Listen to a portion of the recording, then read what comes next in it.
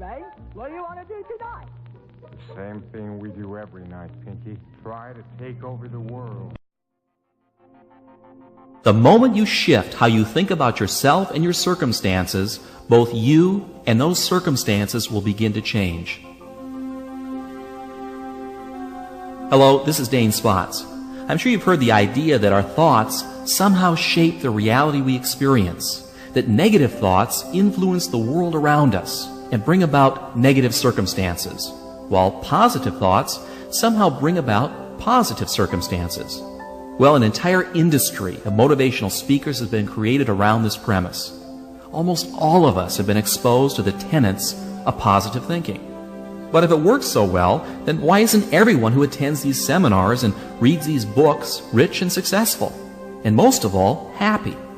If all we need to do is to think positive thoughts, we should be able to create a positive world almost overnight, shouldn't we? What's wrong with this picture?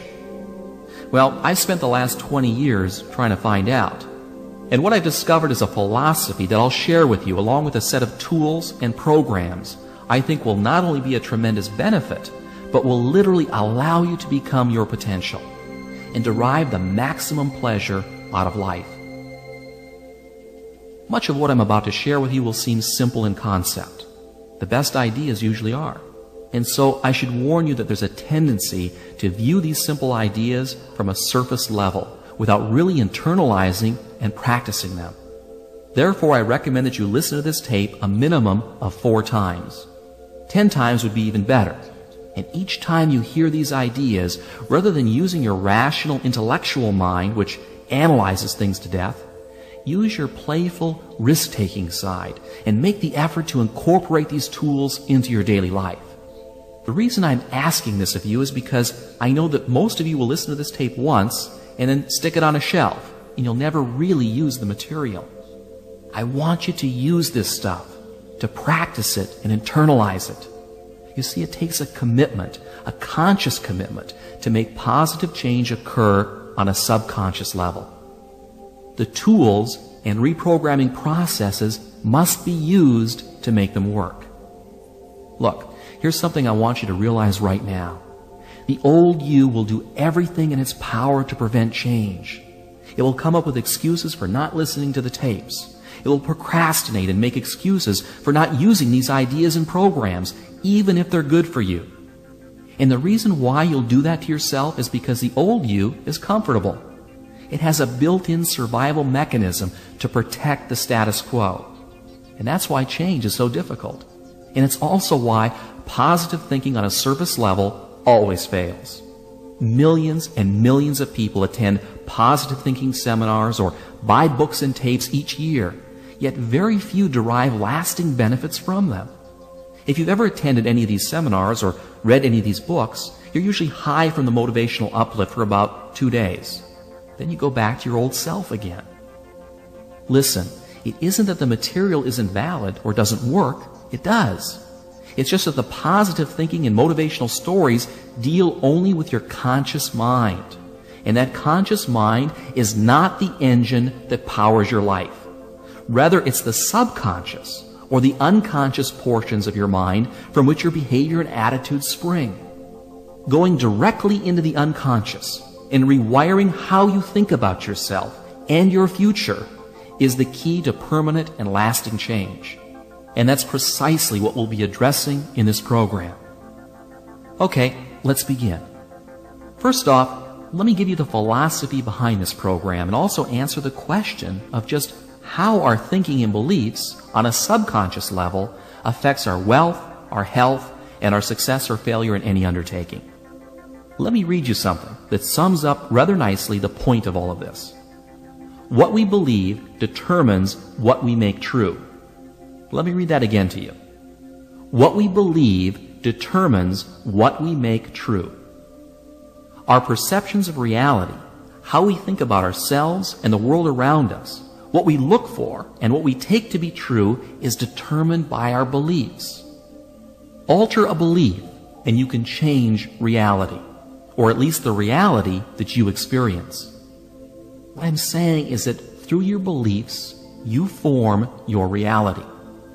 A friend of mine who's a very successful and very wealthy real estate entrepreneur started without a single dime in his pocket, and he was able to amass a great fortune in only a few years with a simple philosophy of faking it until he made it. He convinced himself on a subconscious level that he had already acquired a great fortune, when in fact he was really broke. In his mind, he became a millionaire. The circumstances that brought about that reality then followed. Now, I'm sure that you've heard similar stories. What we take to be true on a subconscious level becomes our reality. Now, does that mean that skill and luck don't play a role in wealth and prosperity? Well, money-making skills are learned and begin with a desire and a belief that it's possible. Remember, what we believe is based on our perceptions, and what we perceive depends upon what we look for. And what we look for depends upon what we think. And luck, and we all know of those people who seem to be exceptionally lucky, is created out of a core belief that good things should happen. It's an expectation. Expect to be lucky, and you will be. It's as simple as that. Now, you've probably seen this happen to you all the time, but in reverse. You know, when you tell yourself that you're having a bad day, and sure enough, you do. What we believe determines what we make true. And that's the entire premise of this idea, as well as the tape. Are you still with me? What I'm telling you here is nothing new. In fact, it's very old. Philosophers and great thinkers have been saying it for thousands of years. The Roman philosopher Marcus Aurelius said, "Our light is what our thoughts make of it." Napoleon Hill said exactly the same thing in Think and Grow Rich. And everyone since has said the same basic idea. But that doesn't necessarily help you make it work better in your life. You see, you've got to break through an encrusted mind script that's made up of years of negative programming. That's why we've created mind development tools here at Zygon, because the purpose of these tools is to deal with the issue of beliefs and behavior at the deepest levels of your being, and to anchor these new beliefs into your subconscious, where your beliefs are formed and reinforced by your perceptions and thus made true. To create lasting change, you must rescript the core set of beliefs that forms how you think and perceive your reality. Inside our subconscious minds, we have scripted what we see as the truth. Remember, what we accept to believe as true is true or becomes true, period. And any evidence contrary to our core beliefs is discarded or perceptually modified by our brains. So if you've been told all your life that you'll never amount to anything, or believe that being wealthy is something beyond your grasp, then that is the mind script that is welded into your subconscious. And then that's the reality you will experience. Now, enough talk about that. Let me give you now a very simple and very powerful tool that you can use to create the reality that you'd like to experience, to attract wealth and prosperity, to bring forth loving and positive relationships, to make you shine and glow and achieve in every area of your life. It's a process I call visioneering. What is it? Well, it's a program of mental rehearsal of future events that anchors successful images to positive emotions through a simple visualization technique. It also programs the subconscious to bring forth a desired goal into reality. Now, you're probably familiar with visualization techniques, and perhaps you've experimented with them in your life. That's good. Most people try it for a while, but then they give up, usually for two reasons. The first is that the old you creeps in again with excuses for not changing. And also because you may not have been doing it right, so you never really noticed any positive feedback to justify continuing doing it. Well, I'm going to give you a super simple solution that's going to work incredibly well, but it's up to you to use it. And there are 3 steps in the process. Before I give them to you, let me give you a bit of a tip. You must set up a regular time each and every day for your visioneering session. We're talking about 5 minutes a day. 5 minutes, and you can achieve any worthwhile goal that you desire. Morning or night, it doesn't really matter. Just give yourself the 5 minutes. You're worth it. Now, this 5 minutes must be exclusively devoted to the visioneering process. Okay, are you ready for a session? Get into a comfortable position. Close your eyes and with your eyes closed, roll them upwards slightly, as if you're trying to see the center of your forehead, and listen to yourself breathe. Focus your attention on slowly taking deep breaths and on the sound of the air coming in and out of your lungs. Feel yourself relax. Do this breathing exercise 5 times. It will only take 45 seconds or so as you focus on your breathing. This is a simple relaxation exercise that will immediately alter your consciousness, putting your brain into an alpha state. In fact, if you were to hook yourself up to an EEG machine while doing this simple procedure, you would see an increase in alpha wave production emitting from your brain. And in only 45 seconds. You know, there are seminars that charge upwards of $500 to teach you this. Okay, so you've learned how to induce an alpha brainwave state in 45 seconds. The next step is to pick out an image of a past memory where you were extremely happy. Really get in touch with that experience. It doesn't really matter what it is or when it happened. The point is to conjure up a winning feeling or a positive emotion that you can then use to connect with your image of a future event. Perhaps this is an image of the moment you remember falling in love, or receiving a standing ovation during a high school play.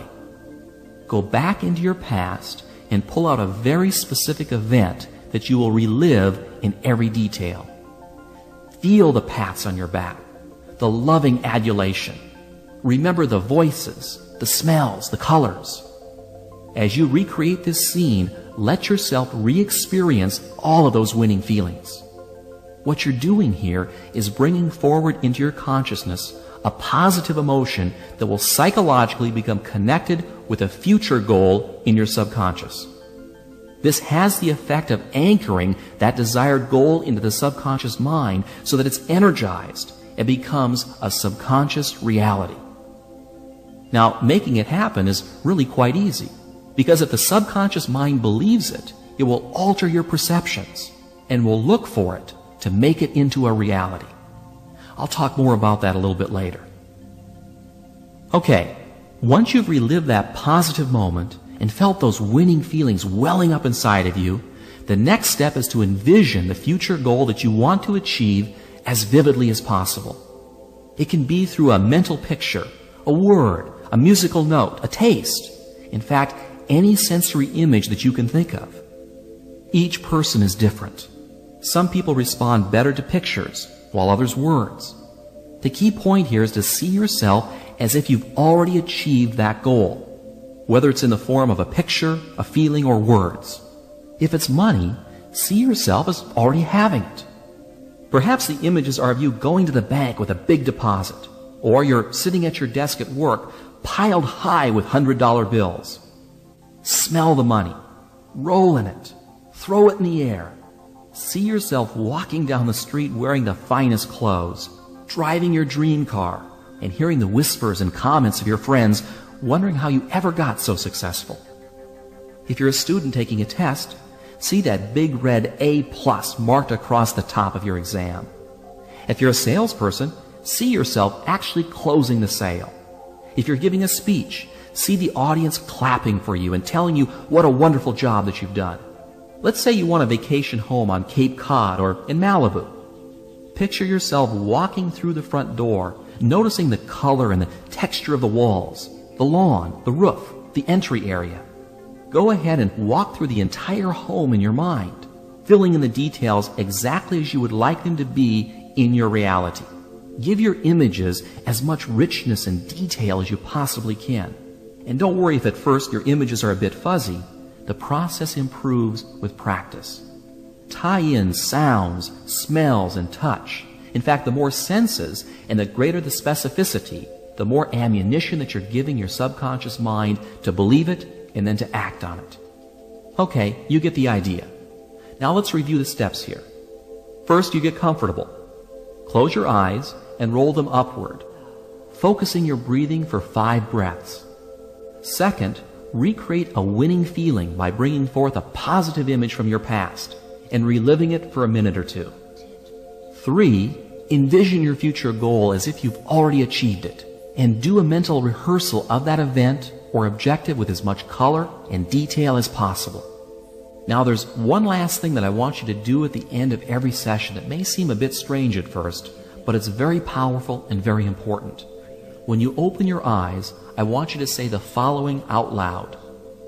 I now allow myself to have, and then fill in the blank with whatever it was that you want. And then say, so be it, it is done. This simple statement to yourself affirms the goal that you've just programmed and releases it. Why release it? What you want to do after affirming it is to release it and not dwell on it. Dwelling on something is like telling your subconscious mind that you don't really believe that it's possible. It's like wanting something too badly. You know when you want something too much and that you're afraid that you're not going to get it? This is what I call the choke syndrome. When you try too hard, you choke on it. And it's a very easy thing to do. People who wish for something fall prey to this all the time. However, if you visioneer it, you've already created it. Now release it and let it go. By letting go of it, you're actually programming into your subconscious the belief that you expect it to happen. And dwelling on it only creates mental doubt that you believe it's really possible. And there's something else too. You must believe that you deserve it and not feel the least bit guilty about it. For many of us, we have an unconscious guilt about being happy. And you need to remove those feelings from your subconscious once and for all. Why would we feel guilty about being happy? Well, it's because somewhere along the line, our parents, our schools, our churches, or our friends have programmed into us that we have to suffer to be happy, or pay a price for happiness, or that just when things are starting to get good, they all turn bad. Well, that's all a lot of hogwash. People say those things because they themselves have a belief system of limitation and lack. They believe at a core level that they don't deserve success and happiness, so why should anyone else? Most people think that happiness comes out of being successful or having good health, when in fact the reverse is true. Happiness is not something that's earned or deserved. Happiness is simply a state of mind by which our thinking is positive a good share of the time. If you wait until you feel deserving of having pleasant thoughts about your life, you'll end up convincing your subconscious that you're undeserving of happiness. And the result is you'll be unhappy and unsuccessful in most of your undertakings. It's not selfish or wrong to be happy, regardless of where you are in life. So be happy. Happiness is a means to an end, success and well-being. And it's also an end in and of itself that we all desire. Happiness is not something that happens to you. It's something that you cultivate, that you determine and control. If you're waiting for happiness to happen to you, you're going to have a long wait. Instead, leapfrog to it right now. How do you do that? Well, it's really very simple. By being and acting happy, even when you're not. It's what all winners do, and it's what you should do, and do it now. Here are the 3 components that will allow you to create the mental habit of being happy the majority of the time and winning in every circumstance that you encounter. The first aspect of this is to not allow any outward experiences to influence you about how you think about yourself. You do this by changing the way that you react to circumstances. Instead of being a participant in the circumstance, be apart from it.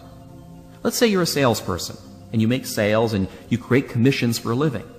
And you've just spent the last 3 months of your time and money putting together a major deal, and it's just getting ready to close when your prospect backs out at the last minute. Your commission was big bucks, and you see it all going down the drain before your very eyes.